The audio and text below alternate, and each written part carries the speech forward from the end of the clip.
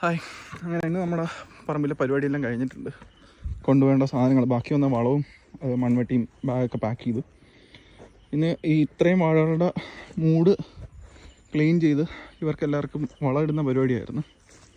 കുറച്ച് സമയം ഉണ്ടായിരുന്നുള്ളൂ. ഇപ്പം വന്നിട്ടൊരു 2-3 മണിക്കൂറായി. അപ്പം വളരെ കുറച്ച് പരിപാടി ഉണ്ടായിരുന്നുള്ളൂ. ഈ ഒരു സെക്ഷനിൽ 3 റോ ആയിട്ടാണ് വാഴ വെച്ചിരിക്കുന്നത്. അപ്പം അവർക്കെല്ലാവർക്കും അത് ഫുള്ള് ക്ലീൻ ചെയ്ത് എല്ലാത്തിലും വളമൊക്കെ ഇട്ട് മൂട്ടിൽ മണ്ണൊക്കെ വെട്ടിയിട്ടിട്ടുണ്ട്. ഇനി അപ്പുറത്തെ സൈഡ്, അതായത്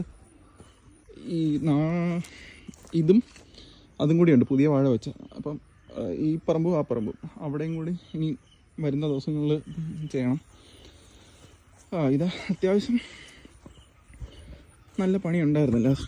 ഒരു ബിഗിനർ ലെവലിൽ ഉള്ള ഒരാൾ വന്ന് കളയ്ക്കുമ്പോഴേക്കും അത്യാവശ്യം നല്ല പണിയുണ്ട്.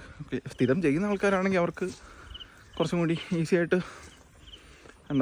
പെട്ടെന്ന് ചെയ്തു പോകാൻ പറ്റും. പക്ഷേ ഞാൻ നോക്കിയപ്പോഴും ഇവിടെ ജോലിക്ക് വിളിക്കുന്ന ആൾക്കാരെ വിളിക്കുമ്പോഴും ഒരാൾ ഒരു ദിവസം ഫുള്ള് ചെയ്യുന്നത് ഇത്ര പണിയേ ഉള്ളൂ. പിന്നെ അവർ ചിലപ്പം ഇതിൻ്റെ പകുതി ചാലും കൂടെ കോരും. ഞാനിപ്പോൾ ചാല് കോരിയിട്ടില്ല, ജസ്റ്റ് മൂട്ടിൽ ഇതിട്ടതേ ഉള്ളൂ. ഞാൻ വിചാരിക്കുന്നു ഈ 3 റോയ്ക്കും വളമിട്ടതിന് ശേഷം ഇതിൻ്റെ സൈഡിലുള്ള ചാലുകളൊന്നും കൂടി കോരാം.